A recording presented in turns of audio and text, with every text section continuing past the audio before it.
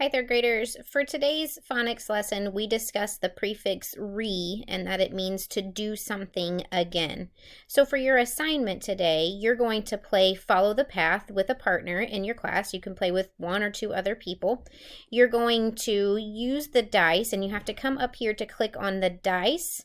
Click on it, tell it to roll the dice, and then it tells you what you rolled. So I rolled a 3. If I click OK, it'll go away.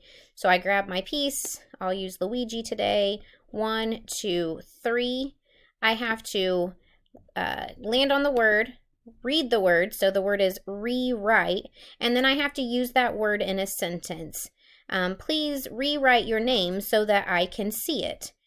So once I've rolled my dice, moved my number of spots, read the word, and put the word in a sentence, then my turn would be over. If for some reason I can't read the word, or maybe I can't use the word in a sentence, then I would have to go back to where I started from. So in this case, I would be back to the starting place, and then it would be my partner's turn.